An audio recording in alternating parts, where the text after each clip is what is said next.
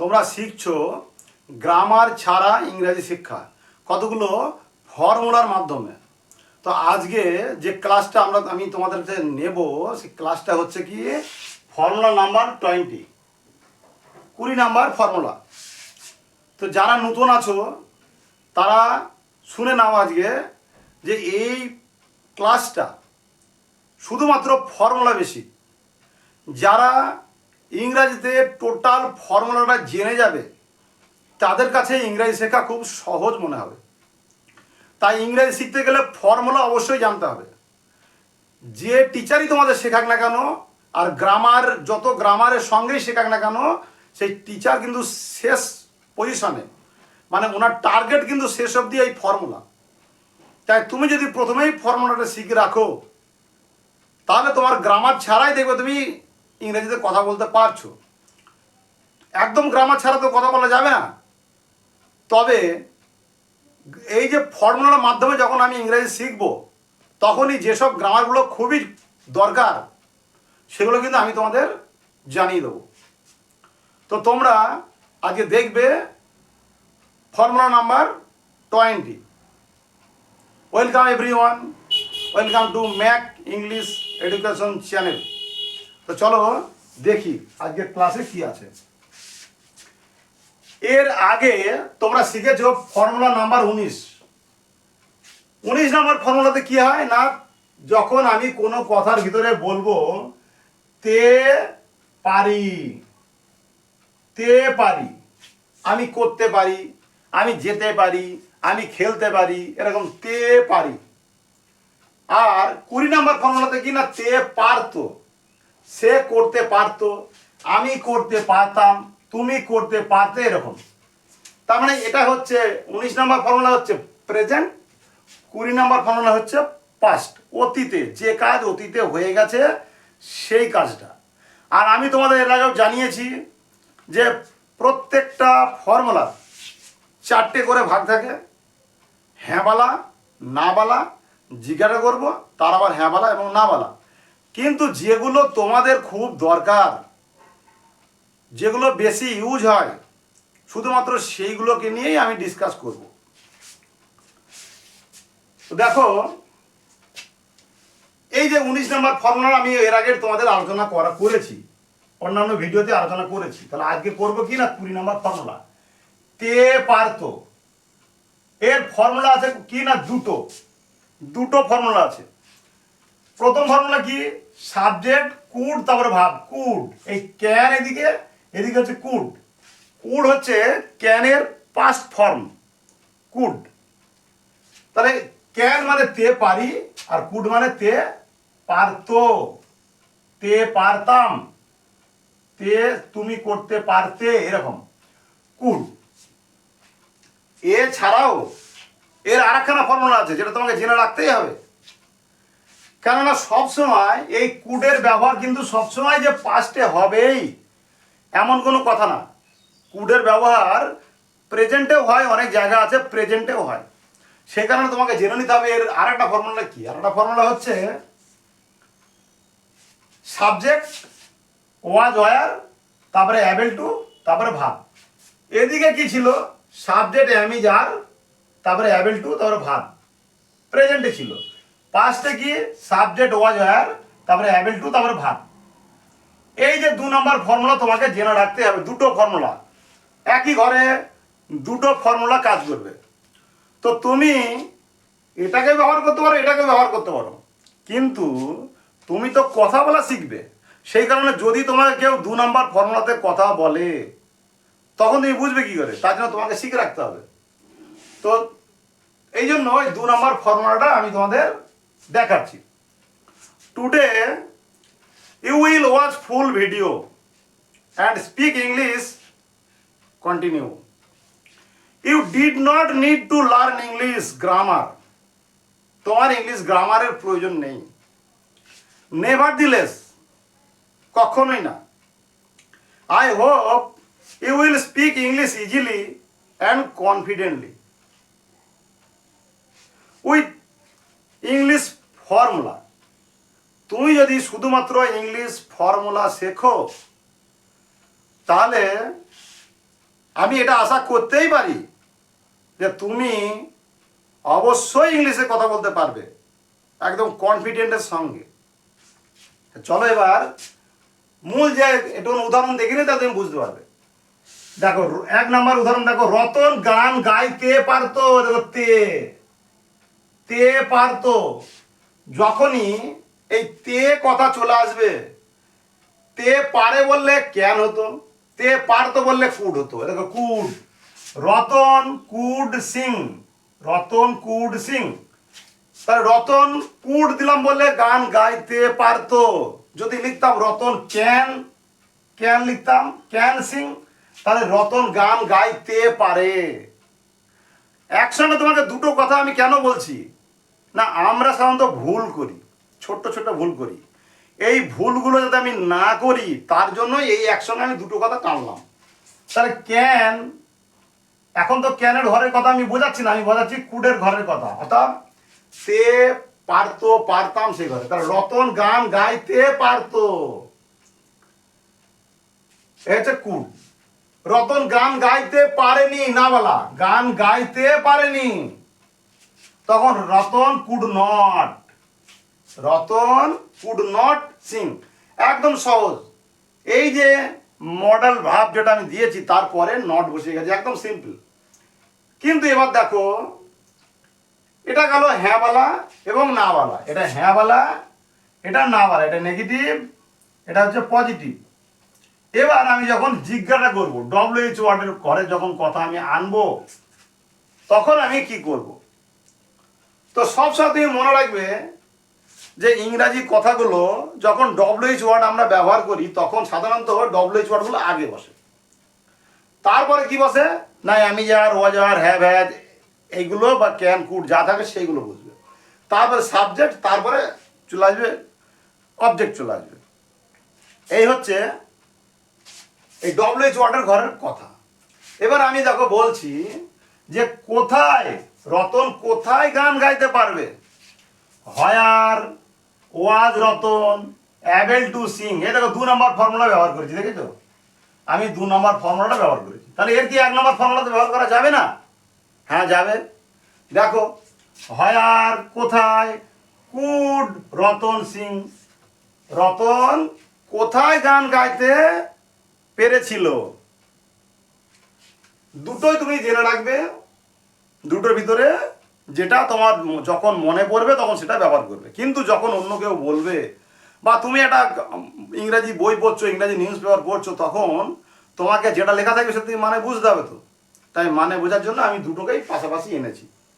কিন্তু দেখো খুব সহজ, কিন্তু এই ডব্লিউএইচ ওয়ার্ডের কথাগুলো তোমরা এটা মনে রাখা একটা ছোট্ট ফর্মুলা, যেমন ধরো আমি বলে দিই, সব ক্ষেত্রেই মোটামুটি মিলে যাবে, কিছু কিছু ব্যতিক্রম থাকে। সেটা হচ্ছে আগে ডব্লিউএইচ ওয়ার্ড, তারপরে হচ্ছে হেল্পিং ভাব, যেটা আমরা বলি হেল্পিং ভাব, am is are, ওয়াজার, have has, shall will, can could, মানে মডেল ভাব যেগুলো আছে, ক্যান কুড, অ্যাবেল টু যেগুলো আছে সেগুলো এখানে বসবে। তারপরে বসবে কি না সাবজেক্ট, তারপরে হচ্ছে কি অবজেক্ট বসবে। এই হচ্ছে এই ডব্লিউএইচ ওয়ার্ড তৈরি করার একটা মূল ফর্মুলা। সবগুলো প্রসেস মোটামুটি মিলে যাবে, কিছু কিছু ক্ষেত্রে ব্যতিক্রম থাকবে যেগুলো আমি তোমাদের ঠিক সময়ে জানিয়ে দেবো, সেগুলো তোমরা ক্লাস করো। আমি তো তোমাদের জানিয়েছি মোট 52টা ক্লাস তুমি করবে আর তুমি ইংরেজিতে কথা বলতে পারবে continue. I hope you will learn English continue. তো দেখো এবার সেকেন্ড এক্সাম আমি দেখি 2 নম্বরে। এটাতে গেল রতন দিয়ে গেল, নাম দিয়ে গেল। এবার আমি আনি তুমি দিয়ে। তুমি ভালো নাচতে পেরেছিলে, দেখো তে পেরেছিলে, তুমি ভালো নাচতে পেরেছিলে, তাহলে আগে ঘটে গেছে সেরকম অতীতের কথা। এরকম একই জিনিস, খালি তুমি খালি তুমি, তুমি তো সাবজেক্ট, তার সাবজেক্ট জায়গা তুমি বলছি তাই ইউ। তারপরে কুড, এটা তে পেরেছিলে বলেছি। তুমি যদি বল তুমি নাচতে পারতে যদি বলতাম তাহলে এখানে কেন হতো, তাহলে কুড ড্যান্স ওয়েল, ভালো নাচতে পারতে। এখানে কিন্তু কিছু কিছু ক্ষেত্রে কিন্তু দেখো ভালো ইংরেজি বলছি কিন্তু গুড ব্যবহার করা যাবে না। গুড কি করা যাবে না? ভালো গুড ড্যান্স কি বলা যাবে না? যাবে, কিন্তু প্রত্যেকটা ভাষার আলাদা একটা মাধুর্য আছে, মানে যেটাকে আমরা বলি যে একটা মধুর ভাব আছে। তো সেই মধুর ভাবটা ওয়েল যদি বলি ড্যান্স ওয়েল, তাহলে শ্রুতি মধুর লাগবে, সেই কারণে এক্ষেত্রে ওয়েল ব্যবহার করা হয়। তো এই ছোটো ছোটো জিনিস এগুলো যখন তুমি এই যে প্র্যাকটিসের ভিতরে থাকবে তখন জেনে যাবে অলরেডি, এগুলোর জন্য স্পেশাল করে কোনো কিছু শেখার লাগবে না। তাহলে ইউ কুড ড্যান্স ওয়েল, তুমি ভালো নাচতে পেরেছিলে। এবার তুমি ভালো নাচতে পারোনি, সেম সেম থেকে যাবে। এবার কি কুডের পরে নট বসে যাবে, কুড নট। এবার এর আমি আসি, এর জিজ্ঞাসা করবো। জিজ্ঞাসা করবো কি হবে, দেখো এই যে আগে আমি বলেছি ডব্লিউএইচ ওয়ার্ড বসাবো, যদি ডব্লিউএইচ ওয়ার্ড না থাকে তাহলে তারপরেরটা নিয়ে চলে আসবো। তাহলে আমি হেল্পিং ভাব নিয়ে চলে আসলাম। এখানে তো মডেল ভাব, যেহেতু এটা মডেল ভাবে ঘরের পড়া, তো কুড, তারপরে subject you, dance well, could you dance well, তুমি কি নাচতে পেরেছিলে। এখানে এই কি হট এখানে বসাতেও হবে। ডব্লিউএইচ ওয়ার্ডের ভিতরে শুধুমাত্র হট এমন একটা জিনিস, হোয়াট এই কথাটা এমন একটা কথা, এই কথাটা বেশিরভাগ জায়গায় বসানোর প্রয়োজন পড়ে না, কিন্তু হট বাদে অন্য যে কোনো কথা, হয়ার যদি বলো, হোয়া যদি বলো, বা আদার্স আর কিছু বলো, তখন কিন্তু বসানোর দরকার পড়বে, তখন কম্পালসারি বসাতেই হবে তোমাকে। আচ্ছা 2 নম্বর হয়ে গেল উদাহরণ। এবার 3 নম্বরে দেখিনি, সে আমাকে জিজ্ঞাসা করতে পারতো, সে আমাকে জিজ্ঞাসা করতে পারতো। দেখো সে বললে হি বোঝায়, আবার সিও বোঝায়। হি অথবা সি, মেয়ে মানুষ হলে সি হবে, ছেলে হলে হি হবে। হি কুড আস্ক মি, সে আমাকে জিজ্ঞাসা করতে পারতো। সে আমাকে জিজ্ঞাসা করতে পারতো না, এখানে হি আর সি একই থাকবে, কুড নট বসে গেল। আর একদম সহজ জিনিস, একটা শিখে গেলেই বাকিগুলো যত উদাহরণ আমি টানবো সব একই রকম, শুধু তোমার দরকার এই ফর্মুলাটা আর বাকিগুলো। এবার দেখো জিজ্ঞাসা করার ক্ষেত্রে ওই একই জিনিস আগে টানবো, এই হেল্পিং ভাবটা আগে টানবো, যেহেতু কি বলেছি, কি বললে হোয়াট কথাটা আগে আমার দরকার বারবার পড়ে না, কিছু কিছু ক্ষেত্রে দরকার পড়ে, বেশিরভাগ ক্ষেত্রে দরকার পড়ে না। তাই কুড হি আস্ক মি, এই হয়ে গেল জিজ্ঞাসার কথা। আচ্ছা এ তো গেল ফর্মুলা বেসিক কিছু কথা, কিন্তু রিসেন্টলি আমি যে টিভির প্রোগ্রামগুলো দেখি, যেখানে টক শো হয়, তারপরে অনেক নিউজ কনভারসেশন আমি দেখি, যে ভিডিওগুলো আমি দেখি, তাতে একটা জিনিস আমি নতুন করে লক্ষ্য করছি। কি লক্ষ্য করছি না, দেখো একদম সাধারণ বাক্য, একদম সাধারণ কথা, যেমন হ্যাঁ বালা কথাগুলো, যে কোনো হ্যাঁ বালা কথা তুমি বলবে, তাকে জিজ্ঞাসা করবো খুব সহজে। তো এখন ওই যে আমাদের যে এই যে সিস্টেম, আগে ডব্লিউএইচ ওয়ার্ড, তারপরে হেল্পিং ভার্ব, তারপরে সাবজেক্ট, তারপরে অবজেক্ট, এই সিস্টেমটা আর দরকার পড়ছে না ইদানিং কালে। তো কিভাবে তাহলে তুমি বলবে, চলো আমি এই বোর্ডটা ক্লিন করে আমি দেখে নিই। দেখো আমরা কিভাবে সেই কথাগুলোকে বলি।